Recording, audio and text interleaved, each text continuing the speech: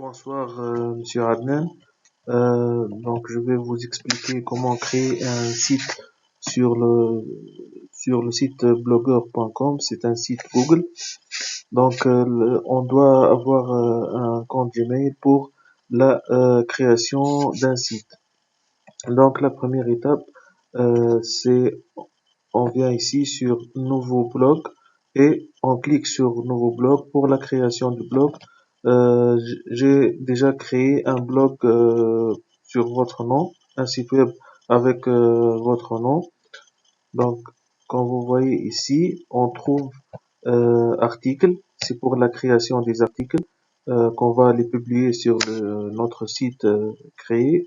On a aussi les statistiques pour les visiteurs et nombre de vues sur notre site. On trouve aussi les commentaires, les revenus, euh, lorsqu'on ajoute des fenêtres de publicité. On a aussi les pages. Euh, les pages sont créées selon les onglets qui se trouvent sur notre site. Par exemple, ici pour l'accueil, on doit créer une page et on doit mettre ce qu'on a besoin sur la page d'accueil. Par la suite, on a l'onglet cours. Donc, il y a un menu de Roland dans lequel on trouve le cours que tu as enseigné pendant votre carrière professionnelle. Donc, pour chaque onglet, on doit créer une page et par la suite, on copie le lien de cette page et on l'attribue euh, pour ce menu de Roland. Par la suite, on a la mise en page du site web qu'on a créé. Donc, c'est comme le WordPress. On a des onglets qu'on peut ajouter ou les modifier en utilisant le drag and drop. Par exemple, ici, quand vous voyez ce menu, où cet ensemble d'onglets, donc on peut les modifier.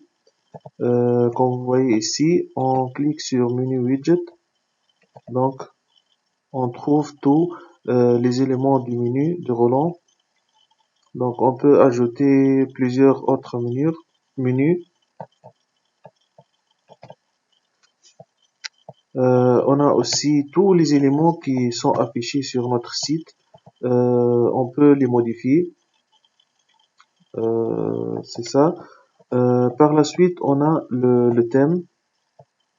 Donc, cette fonctionnalité nous permet de faire la modification sur le code HTML du site web. Donc, on a ici le code HTML du site web. Donc, on peut ajouter des fenêtres en ajoutant bien sûr le code HTML. Par la suite, on a les paramètres du site web, le titre, le lien du site web, l'adresse du site web. On peut aussi faire des invitations d'autres auteurs pour modifier le contenu du site. Et on peut aussi supprimer le site qu'on a créé ou le blog qu'on a créé. Et enfin, on a la liste des lectures. Donc, lorsqu'on veut faire la modification du thème ou du site web, on clique sur le thème et on fait modifier le code HTML. Donc ça, c'est pour modifier le code HTML du site web, ou on clique sur la mise en page et à chaque onglet, on peut faire la modification. Donc, je vais vous envoyer le lien de votre site professionnel. C'est ça. Et merci.